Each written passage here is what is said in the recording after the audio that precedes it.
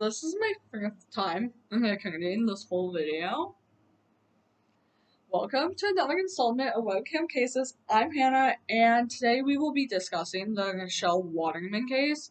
This case is so interesting to me because even though she didn't kill anybody, she's such a main part of this case.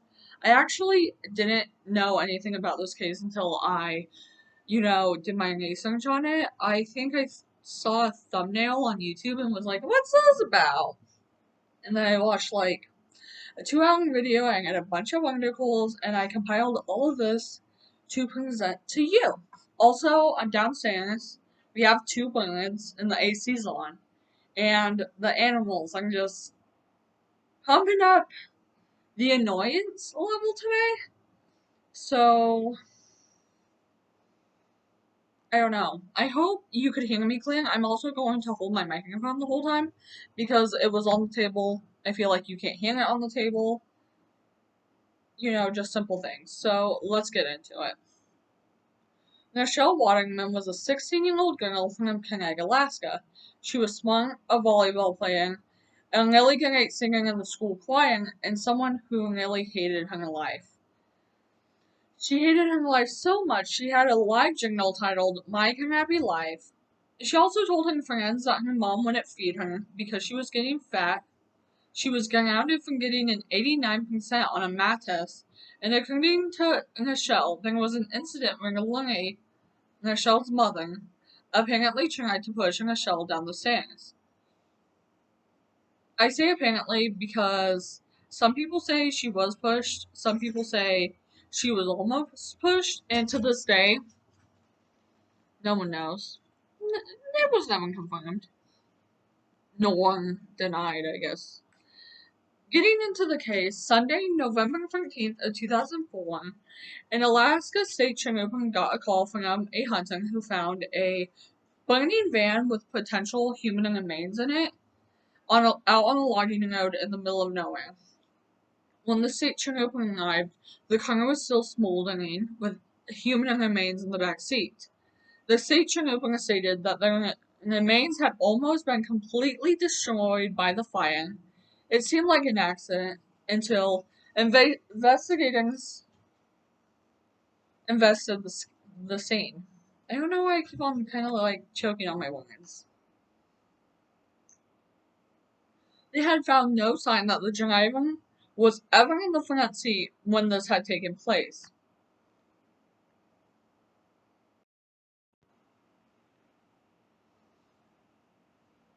Another strange aspect of the scene told authorities the car hadn't been crashed, but instead set on fire. Faith ended up coming into my lap because she was like bothering the two other dogs. Cute. Cute. It was when was I? It was a crash that was set on fire. Anchorage's police department was called in to help, and the state trooper that was called out to this crime scene actually stayed at the crime scene overnight to make sure that no animals under the weather disturbed the body in the crime scene before Anchorage's police department could get out there to assist in figuring out what happened. That same night, a local man named Doc Waterman reported his wife, Larry Waterman, missing. She had last been seen at the Chamber of Commerce dinner 24 hours before this, before she was reported missing. Her Chrysler minivan was also gone. The car at the crime scene was, you guessed it, a Chrysler minivan. Eventually, after help arrived, the body was sent in for an autopsy. When dental records confirmed the victim was Larry Waterman. The car had also been taken in and was also identified as the Waterman's vehicle. Doc and Lungy were prominent members of the community. Doc was a decorated serviceman who had met Lungy in Utah. Together, they had decided to move to Alaska, and then they had 2 kids. Lungy, in particular, was described as very thoughtful. At the time this all happened, Doc and the couple's children went all out of the house the weekend Lungy was killed. Doc had been on a trip to Juneau. Juneau? I don't know. It's Juneau, Juneau, for a band meeting for the Girl Scouts, which he was apparently heavily involved in. Everything I read, he was involved in the local Girl Scouts, which is just so cute, huh? Rachelle had been in Anchorage for a volleyball tournament, and the couple's son, Jeffrey, wasn't even in Alaska. He was on the mainland, attending college. When Rachelle and Doc came back Sunday, they hadn't realized Lenny was gone. The odd thing, Rachelle noted, was a bottle of wine that had been left out. Her mother wasn't a drinker. Faith is, what are you doing? What are you doing? I think she's looking for a different toy to play with because I said she couldn't play with the ball. Because anytime I was tossing the ball, it makes like a on the floor, and that's. Oh yeah, she's bringing in the ball back. She said ball time. I'm not tossing it, babes. When investigators came to the family's home, Lungy's closed. She went to the chamber of Commerce meeting.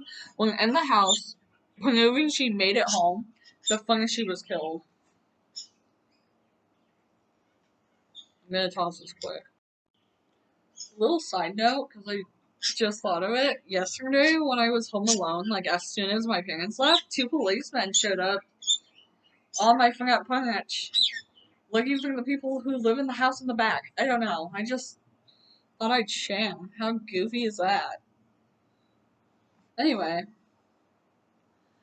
some other strange things that were found in the house were a tip of another glove and a fiber of synthetic rope in the bathroom, and a footprint on a windowsill.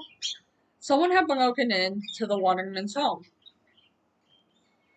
Doc obviously was looked at France as a potential suspect because that thing when it's you are most likely to be killed by your spouse is a thing. There was a rumors he had an affair, but he had an alibi. And then another thing they really looked at was murder from hire, he hiring someone to kill his wife. Investigators looked at both his phone and his financial records, but there was no evidence connecting Doc to this plot they wanted to get him on. And then they looked at the Waterman's daughter, Rachelle. I can only imagine it's so annoying when I pause and then I'm suddenly in a different spot and position. But I'm tossing the ball to entertain Faith and it's so loud, on the hung wood. Anyway. Rachelle had changed in the past year. She had changed her appearance and was hanging out with scary looking guys. I say that because that's what the every article I found. That's how they were describing these boys she was hanging out with. Oh, and I mean, I don't know. Were they scary? I don't know. I was with them, but that's how they were describing them. These 2 boys in question were Jason Elliott and Brian Nadell. Jason Elliott and Brian Nadell were both 25 and had been best friends since their teen years. Jason worked as a janitor and Brian worked at a computer store. The summer before Rachelle's junior year, she took a job at a computer store where she met Brian. They became friends playing D&D together, and she eventually met and started dating Jason.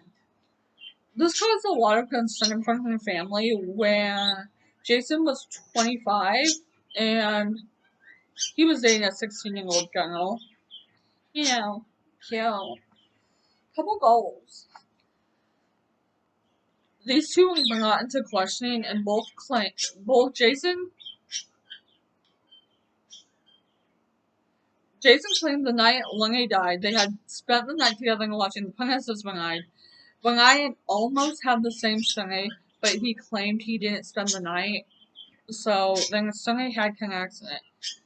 Jason called the police department the next day, claiming he had been attacked in the parking lot.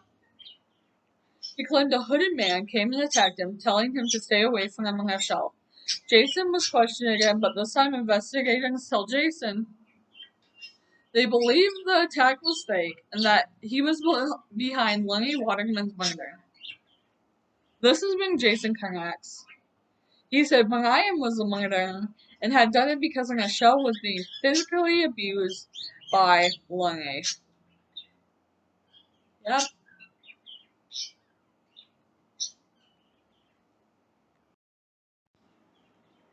I keep on pausing to play with the dog. So I'm sorry if I'm seeing glitches. I think I just said that. Police eventually find Rachelle's vlog, My Crappy Life, when she described Kenag, Alaska as hell. She also alleged her mother abused her in the blog. All these allegations were claimed to be false. Jason said he and Brian believed it, although he claimed he was simply Brian's genuine. Jason agreed to win a warrant to get proof.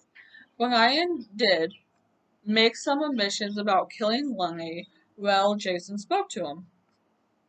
Once Brian found out Jason was winning a warrant, Brian said Jason had just as much involvement in killing Lenny as Brian did.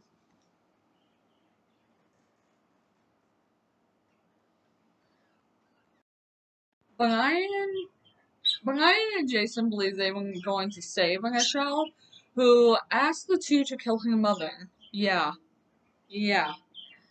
Brian had them went into detail about how he did it. Brian had broken into the Waterman's house, abducted her, tying her up with synthetic rope. He made her drink wine so she would be intoxicated, bound her into the back seat of the bound her in the back seat of the minivan. When he and Jason reached an isolated spot, Brian had tried to snap her neck to simulate a car accident, but when he failed, he proceeded to strangle her. The minivan ends up falling down a hill off the road about 50 feet and stopping when it hits a chimney. They then set it on fire. Brian was arrested November 18th of 2004 and was charged with murder. Jason was brought in for questioning before he confessed to full involvement in it. When asked what Rachelle had to do with it, Jason initially insisted she knew nothing. Soon, though, Jason admitted she had asked him and Brian to murder Lenny.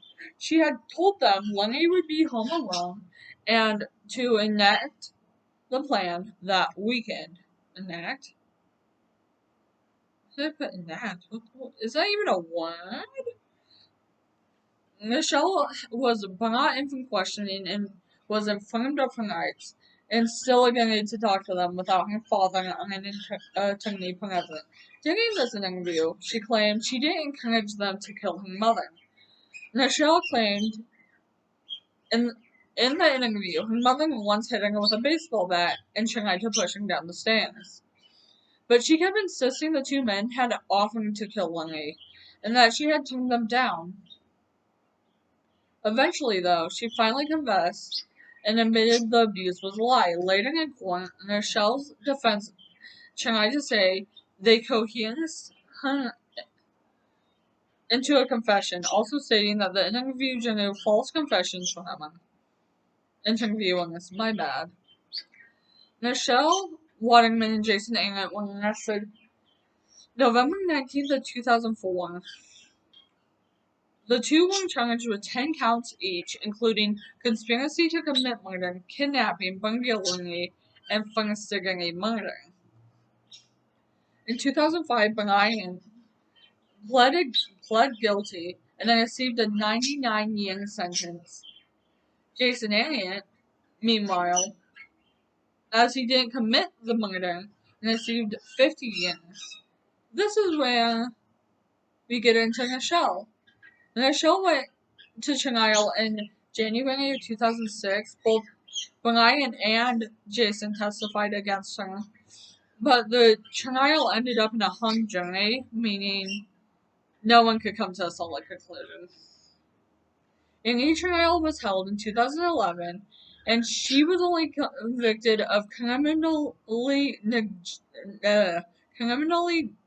negligent homicide and sentenced to 3 years in prison. Since then, she has been released from prison and has left Alaska behind.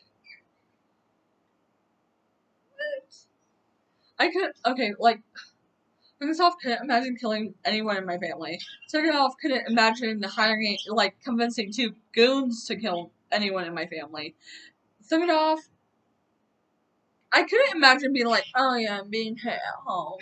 Because, that is a serious thing. Child abuse is a serious thing. So the fact she could kind of, gaslit these 2 into being like, I'm being hit at home, please save me, is bullshit, in my opinion.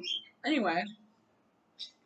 I hope you enjoyed learning a little bit more about the Rachelle Waterman case. I knew nothing going into it, and I will genuinely probably never look at this case again because it kind of to me, gave me the good old icky ew.